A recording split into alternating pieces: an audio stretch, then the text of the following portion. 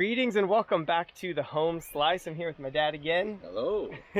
And we're doing another round of this chop tournament together, which should be lots of fun today. Yes. So I'm going to make it a surprise for Dad again today. But just before we get into it, I'll just break down the edges that I've done. So I've sharpened on diamond and then up to a Spyderco Sharp Maker with these chopping blades, and used the Spyderco Sharp Maker at 20 degrees to micro bevel it, and then stropped with denim. So we're doing a 20-degree micro bevel, cleaned up with a denim strop, and we've got some classic Southeast Asian etc. blades. And we'll I'll pass that over to you, Dad. Okay. And so our first contender is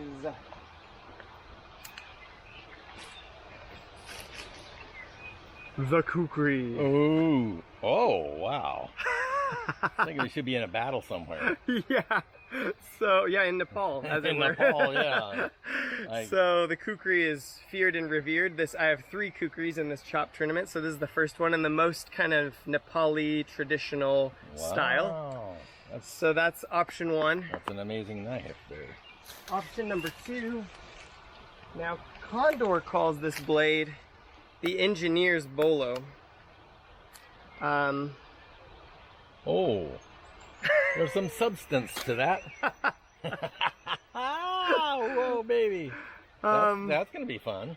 Anyway, there's some variation of terms used, but machete and you know, thinner sword development kind of overlaps with a couple different countries. The original Bolos were like, you know, 3 feet long, and they came to a sick point, just like a really gnarly point. And then there's like subcategories of blades like this. There's Golok and Parang. Essentially, they're all sort of Southeast Asian names so far as I understand it, unless you guys want to educate me. And Bolo has sort of come to mean one of these where the tip sweeps up and where usually the blade gets thicker at the end, which is not necessarily historically what they were designed as, but that's what we've come to mean by them. Where if the back sweeps down and the tip's more square, usually it'll be called a parang. And if there's a pronounced belly that sticks out, where it really widens, oftentimes people call them golok. But you sometimes see crossover in those. Just a tidbit for you. Yeah. Anyway. That's exciting. There you go. So, Dad, which of these beauties do you want to wield first? We're going to wield each one for half an hour, and then we'll swap blades, and then we'll give you some thoughts at the end and declare a winner. I'm going to take the big boy. The big boy. Big boy. Let's do it. Okay, you got it. Dad had a quick question regarding the Khukri here. What was your I was just question? curious to know why the blade comes out and then down. Yeah. It does. You know, it comes up and then down. Yeah. So, I don't know, in the like pocket knife world, we refer to that by the edge shape, which is a recurve, and a recurve is any time where it comes up and then down again, so you actually have like a little hollow in the edge. But the reason, so far as I understand it, and you guys can pitch in the comments, because this has been the most recommended blade for me to try in my chopping tournament. So if you guys know more than I do, please chip in. But so far as I understand it, it has a lot to do with wrist action and being able to utilize the force that's created with your wrist. Having that forward lean enables you to just do a wrist snap, and you deliver a lot of energy to whatever you're cutting. Yeah, without overextending your wrist. Because you're meeting. Oh, that makes sense. Yeah. And then there are also beneficial things to how leverage works when things are kind of hanging in front. It lends itself to like a lot of chopping power when you come down. Gravity kind of assists you there a little bit. And then sort of this area of the blade, if you hit something, the force of the blow goes into the edge, and then the edge kind of curves around, so it sort of feeds the material further into the edge. It cuts down on wasted energy, I guess, is I guess the short answer for all of those things. Anyway. That makes sense. Made for chopping. Good. There you go.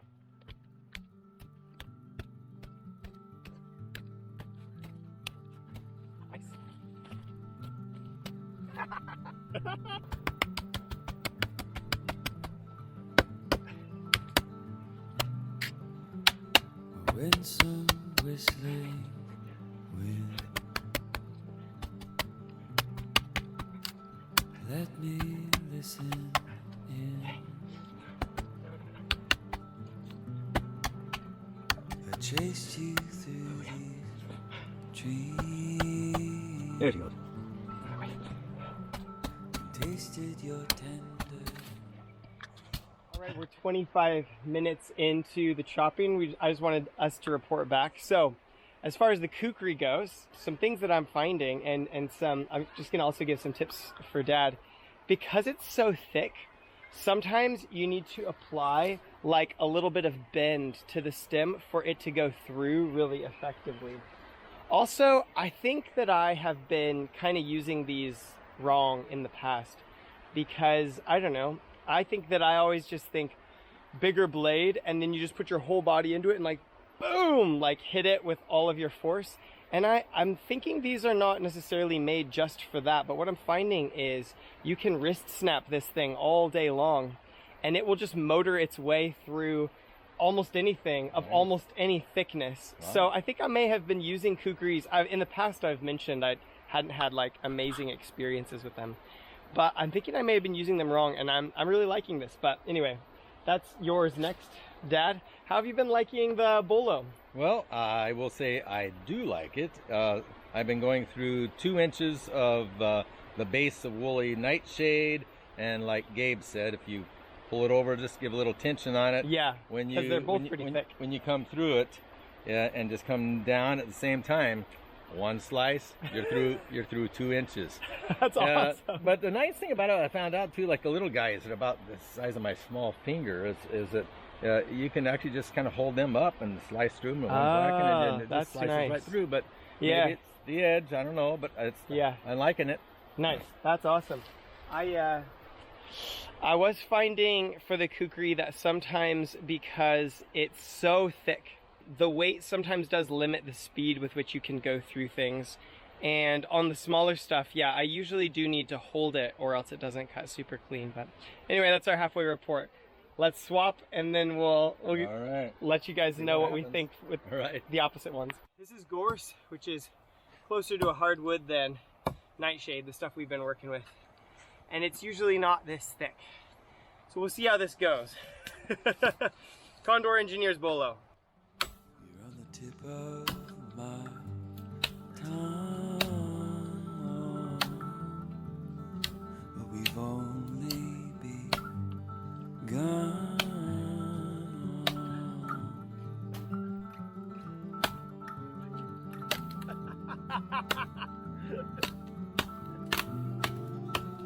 Attract your trail to these winds. It's so powerful, man.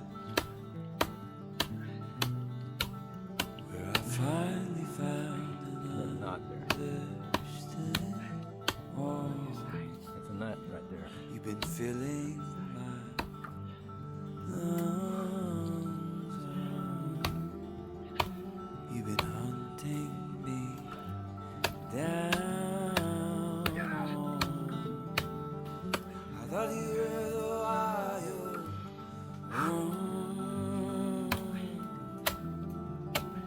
My taming be gone.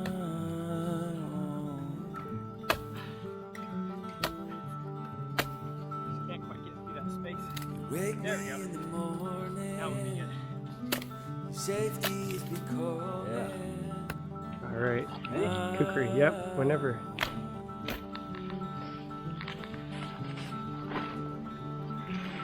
Love is never fleeing. All right. Nice. One more little guy. Nice. There you go. All right, we're back with Laszlo. How you doing, Laszlo? Yeah, pretty good. We finished up half an hour each with each of these blades, so they've undergone an hour of work, and I'm just gonna talk some pros and cons. But before we do, I suppose we should mention that we have some home slice shirts. Now, I haven't made this like for large scale production quite yet. I haven't figured that out. But with my parents here, we figured out a way to do some screen printing. So let me know in the comments if you like the shirts, and if there's enough interest, then I will pursue perhaps getting that to more of a large scale so that other people could buy them. And Gabe went with the raglan sleeve. Oh, yes. And I went with the long sleeve, There you gray. go. Great. So, So anyway, let us know what you think in the comments. So as far as pros and cons go, I liked the Khukri, and I found that this was a better experience than I have had with Khukris in the past. In the past, I tried ones that were smaller than this and lighter, and the wrist action was quite nice on this. Didn't have the grippiest handle, and the handle would work its way out a little, and these edges, I find, are really sharp on a traditional Khukri. So that's probably the biggest con I have. The second biggest con is it's just a little bit thick, and so it limits how deep it seems like you can penetrate. But that's kind of put off by the fact that if you just wrist snap it, it'll just nibble its way right through any tree, almost no matter what size. So I don't know if you guys have had similar experiences or if you know better ways to wield a Khukri, but I'd be interested to hear that in the comments as well. Yeah, good point. The Bolo was pretty epic. It would just sink so deep. I think we had a stump we cut off, and I showed Dad when I was splitting it to put the poison in, and it buried the blade by like 1.5 inches when I swung into that stump. So insane penetration on this Bolo machete. I'm going to leave the blades sheathed for Laszlo's sake here. Still doing okay? No. Okay, we'll make it quick. I think the Bolo has really good power. It's got a lot of forward lean.